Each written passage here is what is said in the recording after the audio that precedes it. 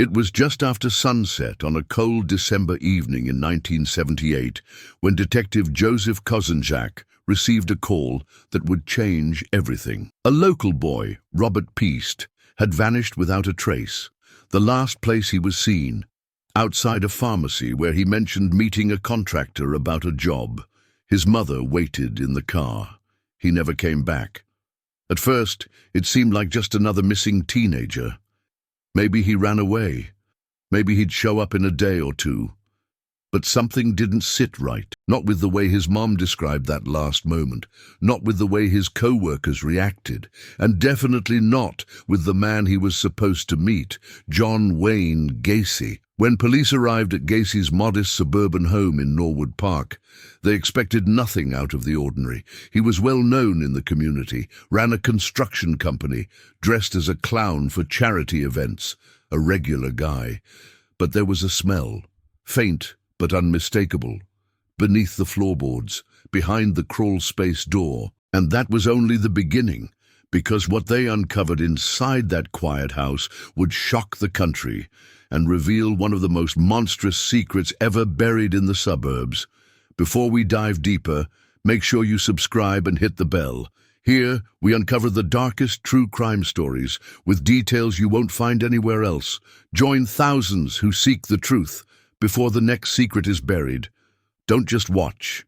Be part of something that matters. John Wayne Gacy was the kind of man people trusted.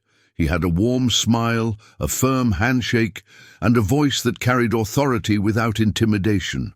In his Chicago neighborhood, he was seen as a model citizen, a man who ran his own construction business, hosted elaborate barbecues, and even volunteered at local hospitals dressed as Pogo the Clown to entertain sick children. Born in 1942, Gacy had a complicated childhood. His father, a war veteran and auto repair machinist, was harsh and emotionally abusive.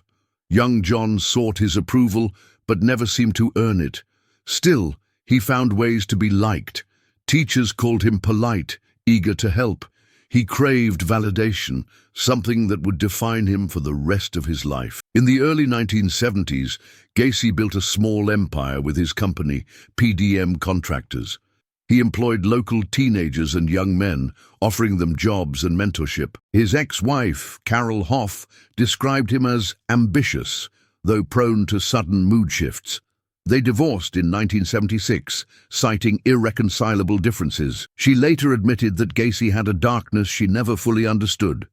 To most, he was eccentric, but harmless. A little too insistent on control, a little too fond of being the center of attention.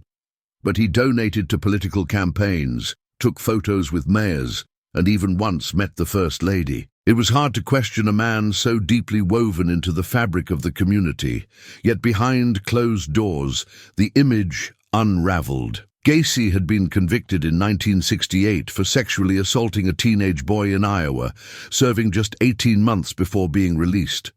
When he returned to Chicago, he sealed that part of his life away, determined to rebuild.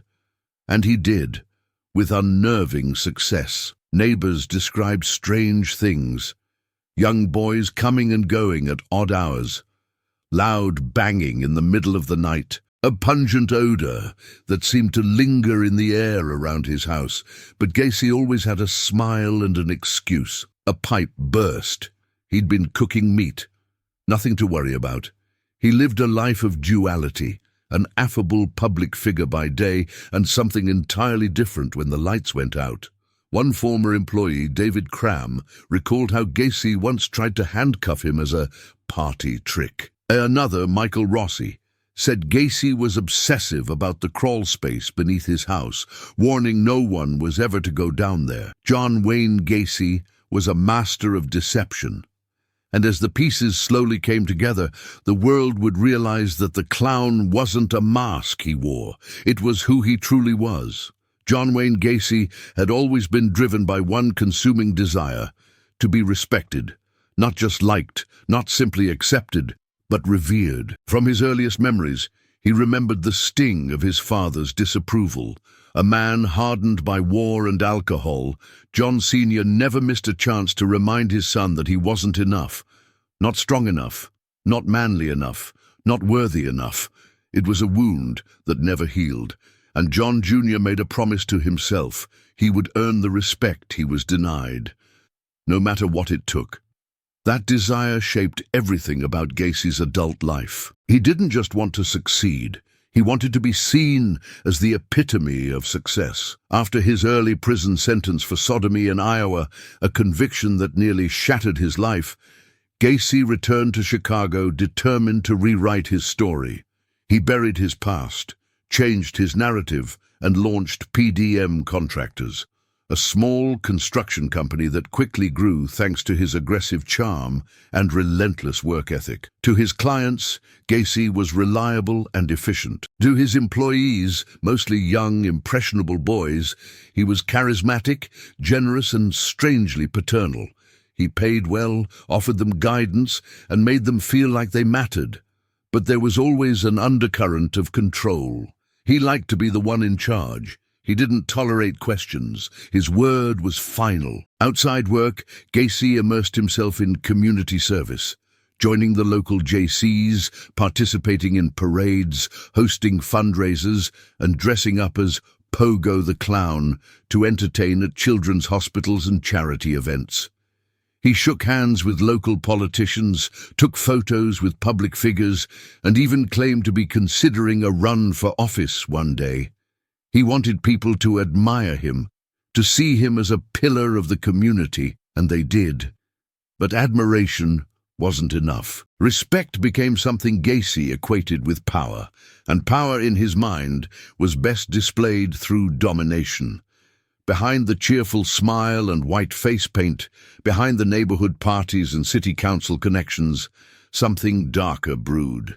He started developing a philosophy of superiority. In private, he'd boast that he could get away with anything, that the police wouldn't dare touch a man like him, that he had control, that he was untouchable. And in many ways, for a time, he was right. Even after several boys went missing, many of whom had last been seen with Gacy, no one thought to seriously investigate him. He was too clean, too polished, too well-connected.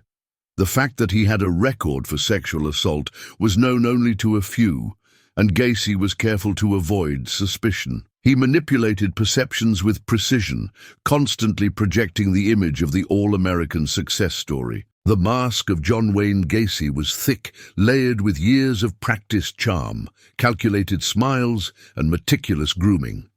But the cracks were there, if you looked closely. Employees who felt uncomfortable but couldn't quite say why. Neighbors who heard strange noises but brushed them off. A smell that came and went but was always dismissed. Gacy's desire to be respected eventually warped into a need to control life and death. It was no longer just about proving he mattered. It became about proving he could do the unthinkable and still be above suspicion. Each victim was a way to reinforce that illusion. Each disappearance that went unnoticed fed his ego. He was winning in his mind, outplaying everyone. He started building a twisted world beneath his house, a secret domain where he had total power, where no one questioned him, where the need for respect transformed into a grotesque form of dominance. It was there that he would become judge, jury, and executioner. But in his public life, the show went on. He continued smiling at parades, continued hosting parties, continued shaking hands with politicians. It was all part of the act, an elaborate performance designed to keep the world fooled, to preserve the illusion of a man who had not only earned respect, but demanded it. Gacy wanted to be remembered, not just as a man who rebuilt his life, but as someone who commanded attention, who left an impact. What he never realized was that the legacy he'd carve out for himself would be soaked in horror, defined not by admiration, but by the screams buried beneath his home. For years, John Wayne Gacy played his part flawlessly. He was the successful businessman, the community favorite, the man everyone trusted with their kids. But as his appetite for power and control grew darker, the cracks in his performance became harder to hide. And in December of 1978, the obstacle he never expected walked right through his door. Robert Piest was only 15 years old. Bright, responsible and well-liked, he was finishing a shift at a local pharmacy when he told his mother he'd be right out, just needed to talk to a contractor about a potential job. That man was Gacy. His construction company, PDM Contractors, was doing work at the pharmacy, and Gacy often recruited young men for short-term gigs. To Robert, it probably seemed like a quick opportunity, but after that moment, he was never seen again. His mother waited in the parking lot. Minutes passed, then an hour. Her calls to the store went unanswered. Eventually she went inside, only to find out that Robert had never returned. Panic set in. She called the police. At first, it was treated like a typical teen disappearance. Maybe he ran away. Maybe he needed space. But she knew her son, and she knew something was wrong. Detective Joseph Kozenchak was assigned to the case. He was meticulous, respected for his instincts, and unafraid to challenge assumptions. When he traced Robert's last steps to Gacy, something didn't add up. Gacy claimed he never spoke to the boy. Then he said they spoke briefly, but nothing more. His story shifted with each retelling. Kozenchak started digging deeper, and what he found startled him. Gacy had a prior conviction. In 1968, he'd been convicted of sexually assaulting a teenage boy in Iowa. He served time, but was released early. That fact alone was enough to make Kozenchak suspicious. He brought in other officers to assist, placing Gacy under surveillance while working to secure a search warrant. Meanwhile, Gacy seemed completely unfazed. He even invited the officers into his home for coffee, joked with them, tried to manipulate them into thinking he was the victim of a witch hunt. But the officers noticed strange things. The same young men coming and going, the persistent stench in the house, the way Gacy always seemed too polished, too rehearsed. As the investigation deepened, more reports surfaced. Young men and boys who had worked for Gacy, who had vanished. Families with unanswered questions. Missing persons cases with eerie similarities. The pattern began to emerge. Gacy, once untouchable, was now surrounded by suspicion. One of the biggest obstacles for the police was the legal system itself. Without a warrant, they couldn't search his home. Without a body, they couldn't make an arrest. Gacy knew the game and played it well. He taunted investigators with his calm demeanor, knowing they had nothing concrete. But behind the scenes, he was unraveling. The pressure of the investigation began to wear on him. He drank more, became paranoid, sloppy. He started showing up at police stations without warning, demanding updates, insisting on his innocence. The very confidence that had once protected him began to betray him.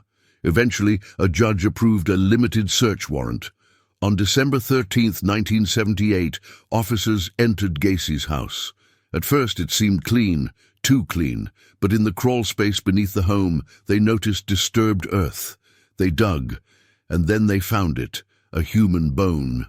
From that moment, the illusion shattered. Gacy was arrested on a minor drug charge to keep him in custody while investigators dug deeper, literally and figuratively. What they uncovered would stun the nation. Layer upon layer of human remains, buried beneath the home of a man who had smiled for the cameras, entertained children, and shaken hands with local leaders. The obstacle that emerged with Robert Piest wasn't just a missing boy. It was a thread, and once pulled, it unraveled the entire web Gacy had spun for nearly a decade. His empire of control was crumbling. The police were closing in. The walls were finally collapsing around the man who believed he could outsmart everyone.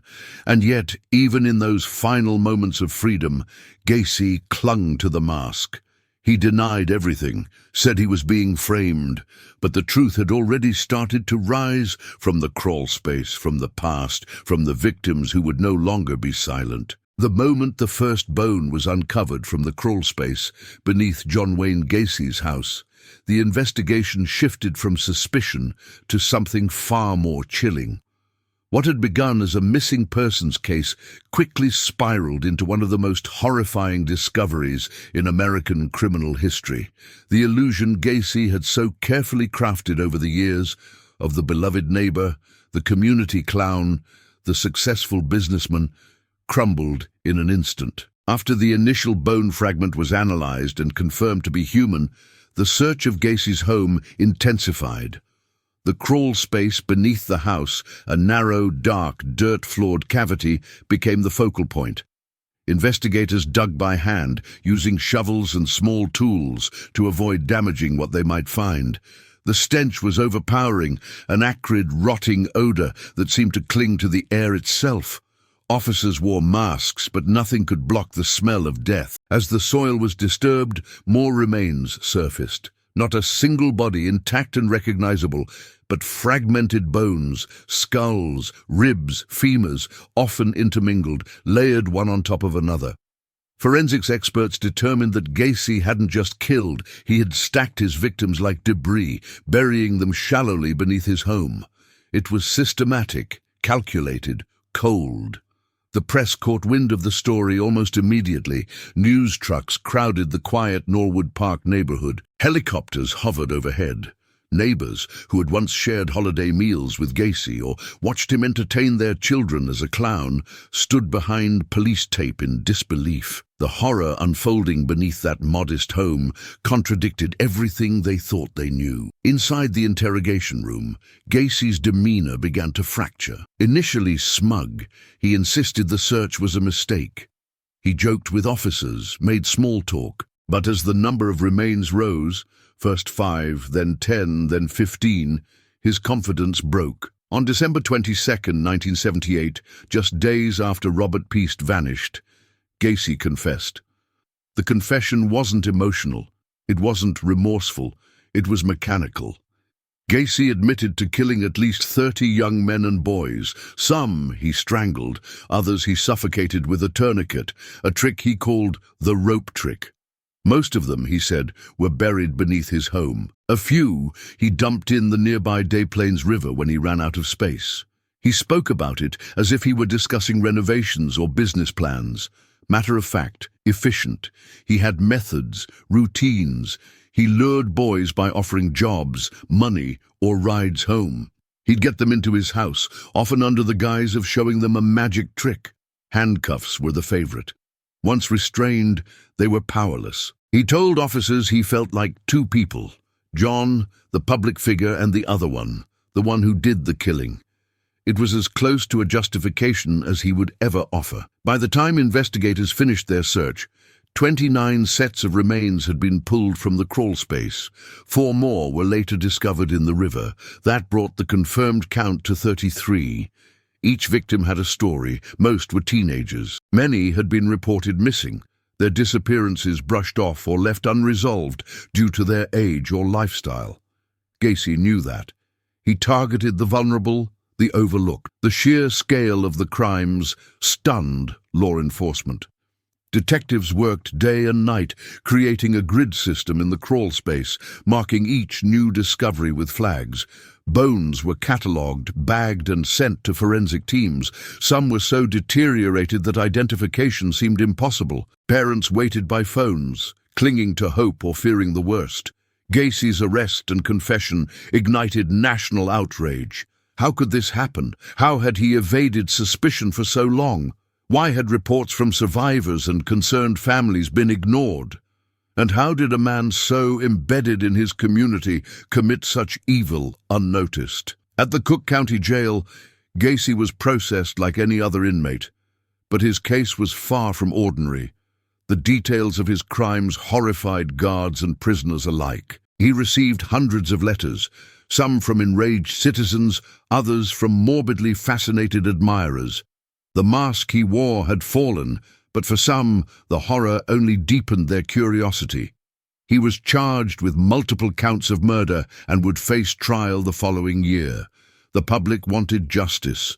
Families of victims demanded answers. Prosecutors gathered every piece of evidence, every bone fragment, every testimony from surviving victims or those who narrowly escaped. But the true weight of the crime wasn't just in the number of bodies.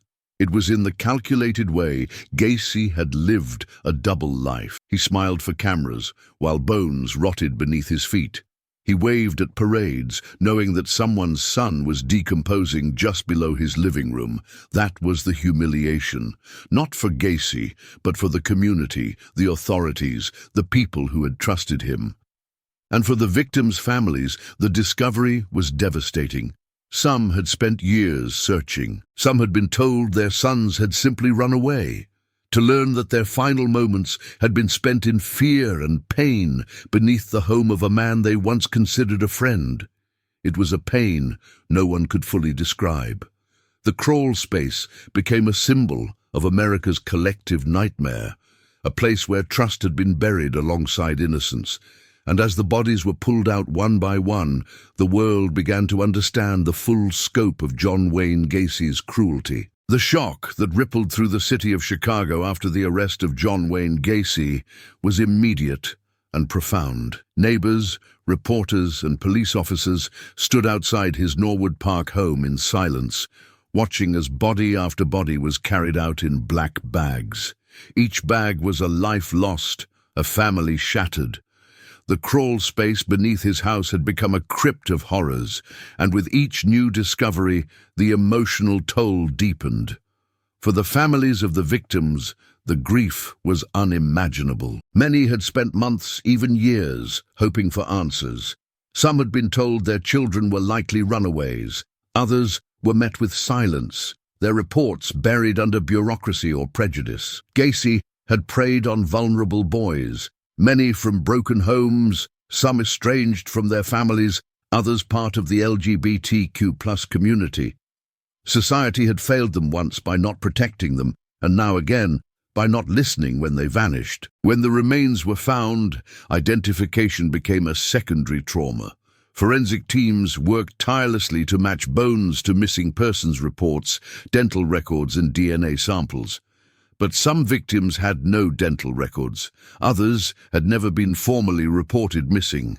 The process was excruciating for loved ones. In some cases, families were left in limbo for years, never knowing for sure if their child was among the dead. At vigils, photos of missing boys were placed on makeshift memorials. Parents clutched onto worn pictures, praying for closure. One mother, holding a photo of her son taken on prom night, said softly, "I knew he didn't just leave. I knew." That phrase, "I knew," echoed among dozens of families. They had known something was wrong, but were powerless to act without evidence. Now the evidence was literally being pulled from the dirt. The community, too, was stunned. How could someone like Gacy, a man who hosted charity events and dressed as a clown to entertain children, be capable of such evil? His house had been the site of laughter, of neighborhood parties, of campaign fundraisers. Now it was surrounded by yellow tape and silent disbelief. The betrayal was deeply personal. Police officers and investigators weren't spared from the emotional weight. Detective Joseph Kozenchak, who had followed his instincts and opened the case on Robert Piest, later admitted to sleepless nights, haunted by what he found in that crawl space. Officers wept. Forensic examiners needed therapy. The brutality of what they uncovered defied explanation, and the stench, always the stench. Officers described how it clung to their clothes, their skin, their hair. Even weeks after the crawl space was cleared, some couldn't shake it. It was the smell of death, but also of neglect, of all the times people had ignored the signs. The public's response was one of horror, outrage, and eventually anger. They wanted to know how this had been allowed to happen. Why weren't earlier warnings taken seriously? Why had Gacy been allowed to rebuild his life after his first conviction? And most painfully, how many lives could have been saved if someone had listened sooner? Gacy's ex-wife, Carol Hoff, was devastated. She later admitted that she had noticed strange things during their marriage. Gacy's erratic behavior, his late-night disappearances, the foul odor in the house, but had never imagined it was anything more than bad plumbing or stress. Their divorce had been painful, but she believed she had left behind a troubled man, not a monster. Friends and neighbors, too, questioned their own judgment. Many had been inside Gacy's house. Some had even used the bathroom located just above the crawl space where bodies lay rotting beneath their feet. The realization that they had been so close to such horror left them disturbed and ashamed. They had believed in his charm, had trusted his smile. Now they saw how easily evil could wear a friendly face. Even the city's officials faced scrutiny. Gacy had connections. He posed for photos with politicians, contributed to campaigns, was even considered for a community leadership award. The idea that a man so publicly respected could also be a serial killer led to hard conversations about the power of appearances and the danger of dismissing concern. The media coverage was relentless. Headlines labeled him the killer clown. News anchors spoke with barely concealed revulsion. Documentaries, articles, and talk shows exploded with speculation and theories. Yet for those most affected, it wasn't about the spectacle. It was about the loss. Survivors came forward, their voices trembling but firm. Boys who had escaped Gacy's grasp told stories of manipulation, coercion, and escape. One young man recalled being handcuffed during what was supposed to be a party game, only to fight his way free when Gacy turned violent. His story had once been dismissed. Now it was vital evidence. As the scope of Gacy's crimes became clear, the entire country recoiled. Parents began questioning their children's whereabouts. Strangers looked at each other with more suspicion. Trust, once freely given, became harder to earn. But in the middle of that darkness, something else emerged, a demand for change. Families of the victims lobbied for better procedures for missing persons. LGBTQ+ advocates highlighted the vulnerability of youth cast aside by society. Mental health professionals pushed for stronger post-incarceration monitoring for sex offenders. The horror forced a conversation. It wasn't enough to punish Gacy. Systems had to be rebuilt to prevent the next predator from hiding in plain sight. The emotional impact of John Wayne Gacy's crimes extended far beyond his victims. It reached into homes, shook communities, and left scars on the American psyche. The mask of the clown was gone, but the shadows it left behind would take years to confront. If this story is making you feel something, shock, anger, sorrow, take a moment to like the video and share your thoughts in the comments. Every reaction helps us honor the victims and understand the truth together. Your voice matters more than you think.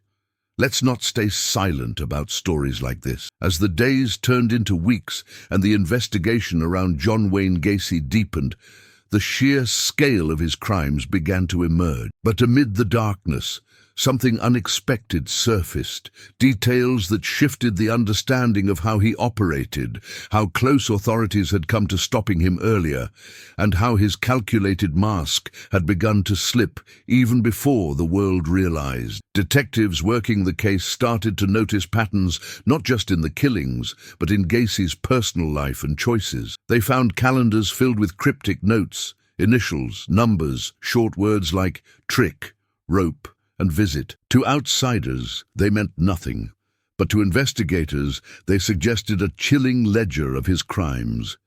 Each entry, they suspected, marked a death. As they interviewed former employees and neighbors, more pieces began to fit. Michael Rossi, a young man who had worked for Gacy and even lived in his house for a time, recalled odd behaviors. Gacy's obsession with the crawl space, his sudden mood swings, and the strict rules about certain areas being off-limits. At the time, Rossi chalked it up to eccentricity. Now he realized he had been living just feet above a graveyard. Then came the case of David Cram. Cram had also worked for Gacy and was invited to move in after proving himself dependable. One night, after a few drinks, Gacy convinced David to try on a pair of handcuffs, for fun. When David asked how to get out, Gacy smirked and said, "The trick is, you have to have the key." David laughed it off until he realized Gacy wasn't joking. He managed to wrestle free after Gacy lunged at him. Shaken, David moved out shortly afterward. But like many others, he never went to the police. Gacy was respected. Who would believe him? These stories, once scattered and dismissed, were now vital pieces of the puzzle. Survivors, once brushed aside, were finally being heard. And what they had to say painted a terrifying picture. Gacy had been escalating for years. He practiced, he tested boundaries, he calculated every move, and he had done it all under the radar, shielded by his community status and the failures of a system that didn't believe boys could be victims. But perhaps the most revealing turn came when investigators realized that some of Gacy's victims had been reported missing multiple times, and the reports had simply disappeared into the system. In several cases, families were told their sons had likely run away, especially those who were gay or came from troubled homes. Gacy exploited that. He knew who wouldn't be missed, or worse, who wouldn't be searched for. He targeted those most likely to be forgotten. One detective, combing through old case files, found a report from years earlier that described a young man escaping from a man who matched Gacy's description. The victim had been handcuffed and assaulted, but managed to escape. At the time, no arrest was made. The description wasn't taken seriously. Now, with Gacy in custody, the story took on new meaning. It was in that realization that Gacy had been flagged before and the system failed that the narrative began to shift. This wasn't just about one man's monstrosity. It was about how society had looked away. How a predator could thrive not in the shadows, but in the open, protected by charm, reputation, and a deeply flawed justice system. Medical examiners added to the shock. As they analyzed the remains, they found inconsistencies in age, trauma patterns, and burial depth. Some victims had been killed years apart, while others appeared to have been murdered in rapid succession. This suggested not just a steady pattern, but periods of frenzied activity, possibly triggered by stress, alcohol, or fear of being discovered. And then came a moment that would shake even the most seasoned officers, a sketch made by one of Gacy's surviving victims, drawn years before the arrest. It depicted the layout of Gacy's home, including details about the crawl space and where he claimed to bury his mistakes. The sketch had been dismissed when it was originally turned in, but now it matched exactly what was being uncovered under the house. Word for word, line for line, this was the real turning point. The moment when the story stopped being about a brilliant manipulator who had fooled everyone and started being about the people who tried to stop him but were ignored. The revelations stung, but they were crucial.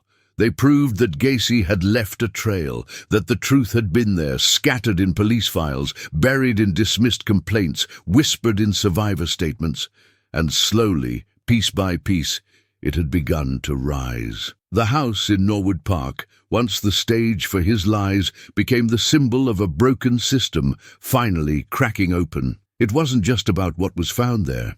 It was about what should have been seen long before. As the weight of John Wayne Gacy's crimes sank into the minds of investigators, the public, and the families of the victims, a shift began, not just in the tone of the case, but in the very machinery of justice. What had once been a pursuit for the truth now turned into a coordinated movement for accountability, answers, and, above all, justice for those whose voices had been silenced for too long. The tipping point came not just from the evidence, but from the persistence of a few key individuals who refused to let the horror of Gacy's crimes be buried with the bodies. Chief among them was Detective Joseph Kozenjak. He had never been content with easy answers, and as the enormity of Gacy's acts became undeniable, Kozenjak committed himself fully to building a case so airtight no defense team could discredit it. He brought in a task force, forensic experts, and prosecutors who specialized in complex homicide trials. Meanwhile, the community started to awaken to the failures that had allowed Gacy to thrive. Newspapers ran exposés about how missing persons reports had been mishandled. Local officials were forced to answer questions about why a man with a known sexual offense conviction had faced so little oversight. Public outrage fueled action. People demanded reform, new procedures for handling disappearances, especially of marginalized youth. It was in this atmosphere that Assistant State's Attorney William Kunkel was assigned to the case. Kunkel was methodical, passionate, and deeply affected by the emotional toll of the crimes. He vowed that the prosecution would not only seek justice for the victims, but also expose the full depth of the system's negligence. He worked closely with Kozinchak, gathering every shred of physical evidence, every survivor's testimony, every timeline discrepancy that could prove premeditation and cruelty. As the case built momentum, survivors stepped forward with a renewed sense of purpose. For years, they had lived in the shadow of fear and shame, their stories ignored or minimized.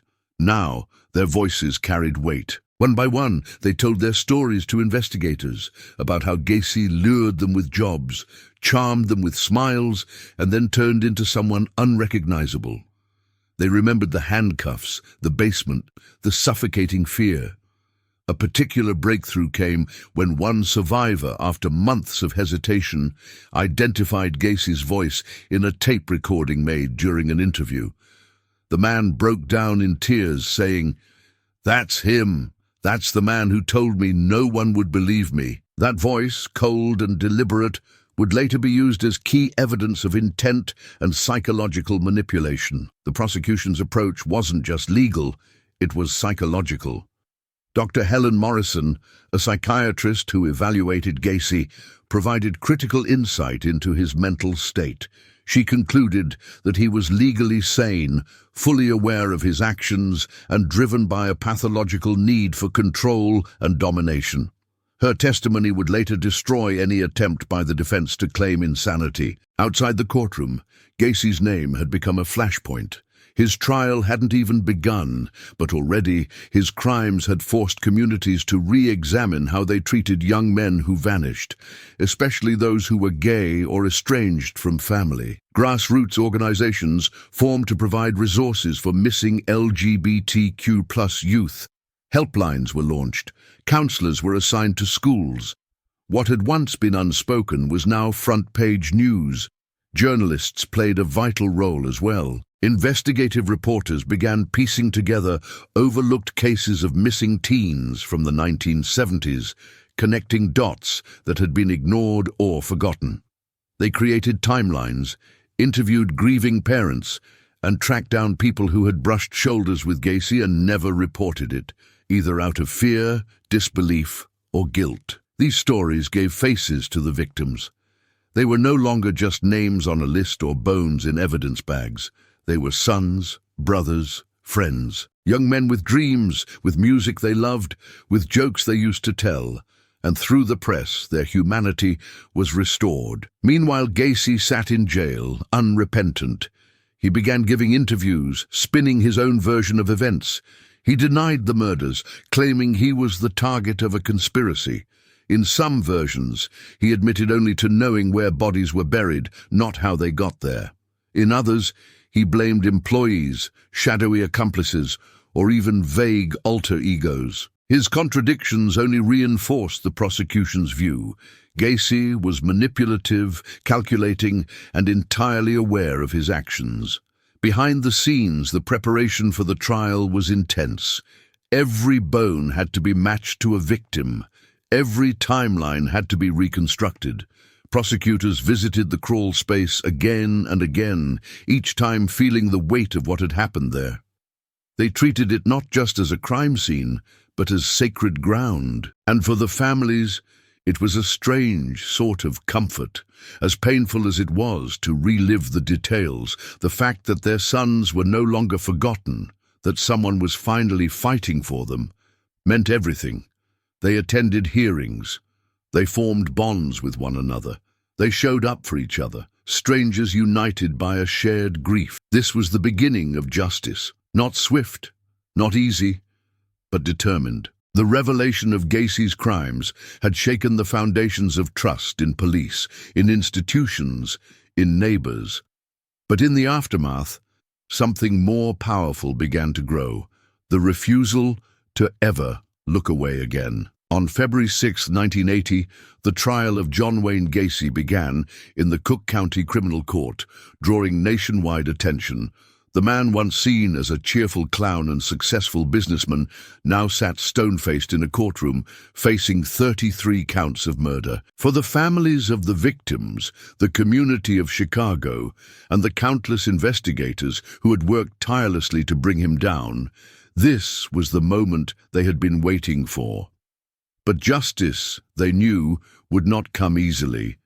The prosecution, led by Assistant State's Attorney William Kunkel, opened with a declaration that sent chills through the courtroom. This man has murdered more people than anyone in the history of this state. He buried their bodies in his own home, and he did it without remorse. Kunkel's team laid out a case meticulously built on physical evidence, survivor testimony, and forensic science. Their mission was to prove not only that Gacy had committed the murders, but that he had done so with full awareness and premeditation. What followed over the next 5 weeks was a parade of witnesses and harrowing evidence. Former employees and survivors testified about the times Gacy had lured them into his home under the pretense of job offers or party invitations. They described how he used handcuffs as magic tricks, how his mood would shift from friendly to terrifying in seconds, and how he claimed to have connections that would protect him from any consequence. One of the most gripping testimonies came from a young man who had managed to escape Gacy's grasp. He described in painstaking detail how Gacy had chained him to a bed, taunted him, and told him, "You won't be the first, and you won't be the last." The man managed to break free and flee through a bathroom window, but his report at the time had been dismissed. Now his story held the courtroom in absolute silence. The physical evidence was overwhelming. Forensic pathologists testified about the remains of 29 bodies found beneath Gacy's house and 4 others recovered from the Des Plaines River. Each skull, bone, and dental record was matched as closely as possible to missing persons reports. While not every victim could be conclusively identified, the pattern and cause of death, strangulation, trauma, and signs of restraint spoke volumes. One of the prosecution's most powerful tools was the psychological evaluation by Dr. Helen Morrison. Having spent hours interviewing Gacy, she testified that he was not insane. In her words, he was rational, methodical, and entirely in control of his actions. She described his emotional detachment, his narcissism, and his chilling lack of empathy. "He could speak about killing as if he were talking about painting a wall," she said. Her analysis crushed the defense's attempts to build an insanity plea. The defense team, in a last-ditch effort, painted Gacy as mentally ill, suggesting that no sane man could have committed such atrocities, but their arguments fell flat. The evidence was too strong, the testimony too clear. Every time Gacy showed the slightest smirk or shifted in his seat, it only reinforced the prosecution's portrait of a man who believed he was untouchable. William Kunkel's closing argument was one of the most searing moments of the trial. He described the victims not as numbers, but as boys with lives, families, and futures. He held up a photo of one of them, Robert Peast, and said, "This boy trusted him. He thought he was going to get a job. He never came home." Kunkel then turned to the jury and said, "You cannot bring these young men back, but you can ensure that the man who took them never harms anyone again." The jury deliberated for less than 2 hours. On March 13, 1980, the verdict was announced. John Wayne Gacy was found guilty on all 33 counts of murder. It was one of the fastest and most decisive rulings in a mass murder case in U.S. history. The courtroom erupted, not in applause, but in a collective release of breath that had been held for far too long. The sentencing came swiftly. The judge imposed the death penalty 12 separate times. Gacy showed little reaction. As he was led away, reporters shouted questions, but he remained mostly silent, his gaze unfocused, like a man who still believed he might somehow wake up from a bad dream. For the families, the verdict was a moment of vindication, but not closure. One mother said through tears, "I don't feel joy. I feel relief. Relief that he can't do this to anyone else." Others clutched photos, whispered prayers, or stared at the floor, too exhausted for emotion. The city of Chicago, too, began to heal. The crawl space beneath Gacy's home was filled with concrete. The house was eventually torn down. In its place, a new home was built years later, but the address was changed. Still, for many, that plot of land would always be haunted. Yet amid the darkness, something powerful emerged. The case set legal precedents. It pushed for reform in how missing persons cases, especially those involving teenagers and LGBTQ+ youth, were handled. It led to better tracking of sex offenders and improvements in interdepartmental communication. Gacy's crimes were a catalyst for change, and for the people who had fought to bring him to justice, it was proof that persistence matters. Detective Kozenjak, who followed a hunch about a missing boy, had dismantled a monster. William Kunkel had built a case so solid, not even Gacy's bravado could shake it. Survivors, once ignored, had become central voices in the courtroom. In the end, Gacy had wanted to be remembered. He said as much in interviews, but not like this. Not as a symbol of cruelty hiding in plain sight. The trial exposed him, not just to the law, but to the world. It was the ultimate defeat for a man who believed he could kill without consequence. And for every victim, every grieving parent, every investigator who walked through that house of horrors, the verdict was more than a judgment. It was a message. You mattered. You were heard. And the man who took you would never escape the truth. The conviction and sentencing of John Wayne Gacy sent shockwaves not only through Chicago, but across the entire United States. The details of his crimes, painstakingly exposed during the trial, had captivated, horrified, and enraged a nation. But while the legal system had delivered its verdict, the emotional reverberations in the world around Gacy were only just beginning to unfold. In the courtroom, the reactions to the verdict were raw and complex. Families of victims, many of whom had sat through the entire trial, broke down in tears, not of joy, but of exhaustion. For them, the guilty verdict was not a moment of triumph. It was a somber acknowledgement that the lives of their sons had ended in terror and that justice, however necessary, could never restore what had been taken. Some families clutched photographs of the boys they'd lost, their faces young and frozen in time. One father whispered a quiet prayer as the judge pronounced the death sentence, while another mother simply sat motionless, staring at the empty space where her child should have grown up. It was justice, yes, but justice in the shadow of an unimaginable void. Detective Joseph Kozenjak, whose tireless work had unraveled the Gacy case from a single missing person report, stood outside the courthouse with reporters gathered around him. He looked drained, the bags beneath his eyes evidence of months of relentless investigation. When asked how he felt, he said simply, "I'm glad it's over, for the families. That's who this was for." His words were quiet, but the weight behind them was unmistakable. Prosecutor William Kunkel, hailed as the man who brought Gacy down in court, addressed the media as well. "We didn't just try a man, we tried the illusion he created, and we shattered it." He reminded the public that this case wasn't about sensationalism or headlines. It was about the lives of 33 boys and young men whose stories had, for too long, gone untold. In the days following the verdict, Chicago was blanketed in a strange quiet. Local newspapers dedicated entire front pages to the outcome.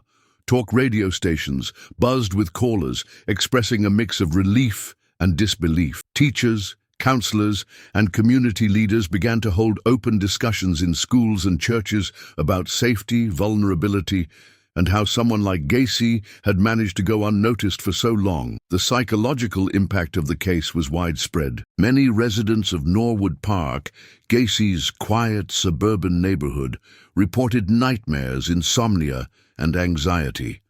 Some moved away, unable to live near the place that had become synonymous with evil. The very air seemed heavier, as if stained by the weight of what had happened. Gacy's home, once the scene of barbecues and neighborhood parties, became a macabre tourist attraction. People drove by to catch a glimpse of the now empty lot. Others left flowers, crosses, or even crude messages scrawled on signs. Eventually, the city decided to demolish the property. The crawl space was filled with cement, and the house was razed to the ground. The address was changed, but no one in the area would ever forget what had happened there. Across the country, police departments began to re-examine cold cases. Investigators in other states looked into missing persons reports from the 1970s that bore similarities to Gacy's known victims. Some hoped to tie additional murders to him. Others feared that if Gacy could operate so freely for so long, there might be others like him out there still hidden. Victim advocacy groups also sprang into action. The public reckoning that followed Gacy's conviction ignited a movement to improve how law enforcement handled missing persons, especially minors and members of the LGBTQ+ community. For too long, these cases had been dismissed as runaways with minimal follow-up. Now there was pressure to build better systems, stronger databases, and quicker response protocols.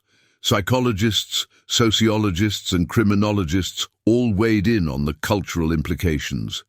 Gacy had not fit the traditional profile of a serial killer.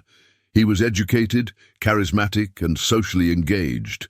His crimes exposed the dangerous assumption that evil looks a certain way. He shattered the myth of the monster in the shadows. Gacy was the monster at your block party, the man with a smile, the clown with a secret. The media continued to dissect every detail. Documentaries, news specials, and books emerged, trying to make sense of Gacy's duality. Some tried to explore his childhood trauma, his relationship with his abusive father, and his struggle with identity.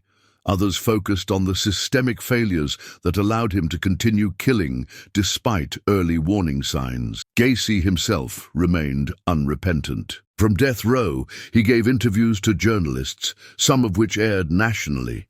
He denied the murders, claimed conspiracies, and even tried to sell his paintings to collectors. His lack of remorse only deepened the anger of the public. For many, he represented not just a killer, but the embodiment of arrogance, manipulation, and evil without shame. The art he created, often clown-themed and grotesque, became controversial. Some galleries refused to display them. Others saw it as a morbid curiosity. For the families of victims, it was an outrage. One father said, "He buried my son, and now he wants to be famous for it? He's not an artist. He's a murderer." Years later, in 1994, the date of Gacy's execution was set. Outside the Stateville Correctional Center in Illinois, crowds gathered, some protesting the death penalty, others holding signs that read, "Justice for the 33." As Gacy was administered the lethal injection on May 10, 1994, witnesses reported that his final words were, "Kiss my ass." The statement, defiant and crude, only reinforced what so many had come to believe. Gacy would never feel remorse. He would never admit guilt. His death, like his life, was theatrical and cruel, but for those who had suffered because of him, it was an ending. Not closure, not healing, but an end to the chapter where he still breathed the same air as the rest of the world. The reactions in the days after were muted, reflective. Some families held private ceremonies. Others stayed home, exhausted by decades of grief. But in one corner of the city, a small group gathered at a memorial wall bearing the names of Gacy's victims. They lit candles, whispered names aloud, and left behind tokens, photos, flowers, letters. As darkness fell, one mother touched her son's name and said softly, "You can rest now." Around her, others nodded. It wasn't justice that brought them peace. It was the recognition, the truth finally spoken, and the silence finally broken. The story of John Wayne Gacy is more than just a terrifying chapter in American criminal history.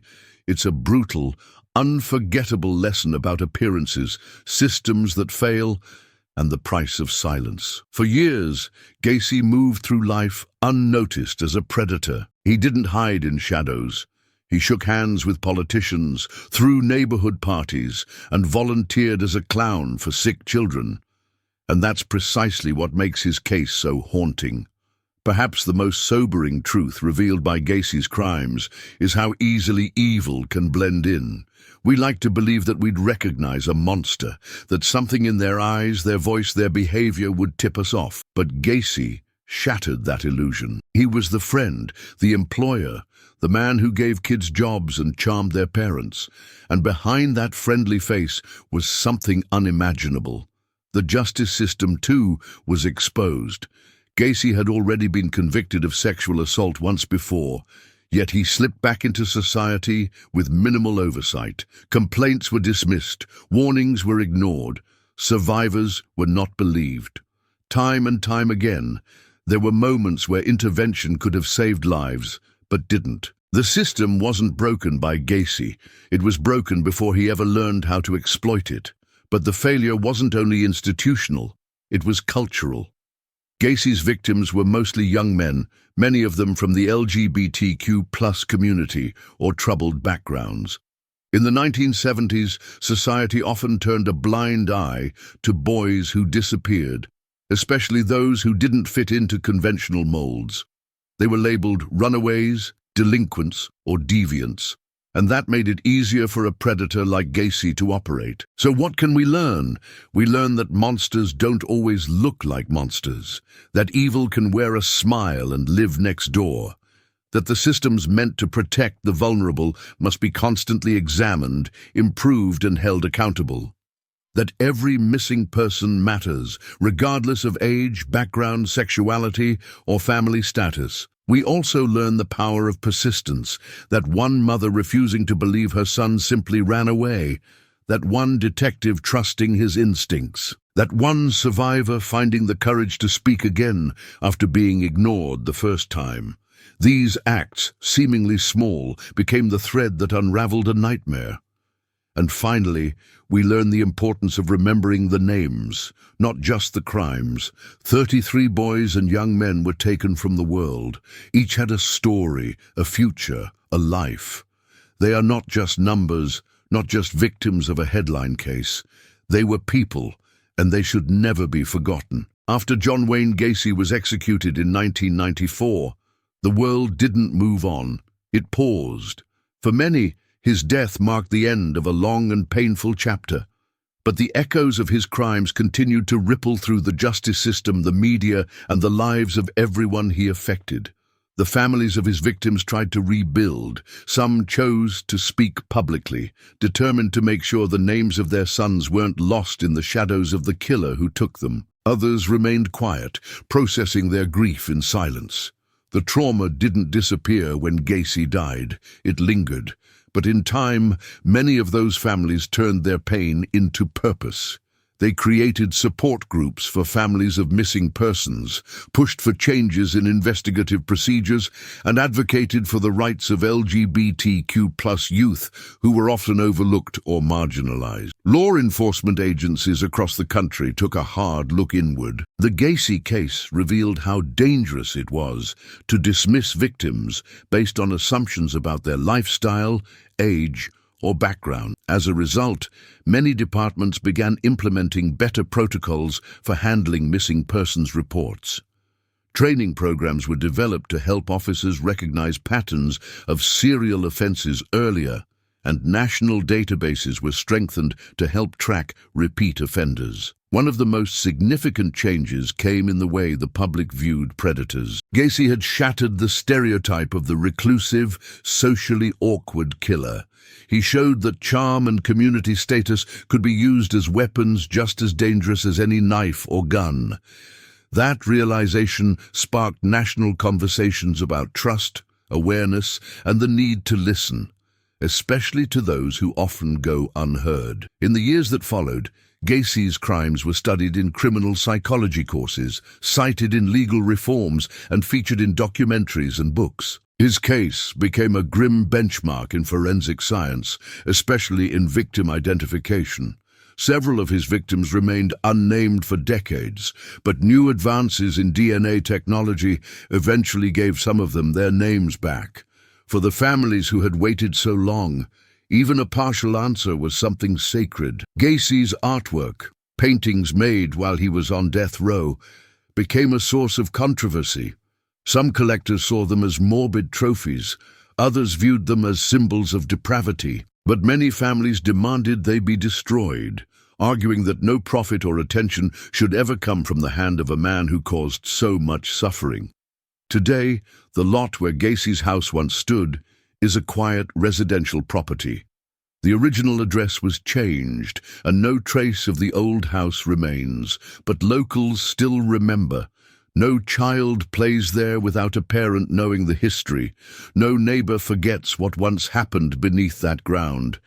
And maybe that's part of the lesson too, that even when evil is gone, its memory remains, and that remembering, truly remembering, is what ensures it never hides so easily again. Now that you've heard the full story, every detail, every name, every consequence, we want to hear from you. What do you think this case truly reveals about the world we live in? Do you believe justice was served, or do the system's failures that allowed John Wayne Gacy to operate for so long, still haunt the way we handle similar cases today?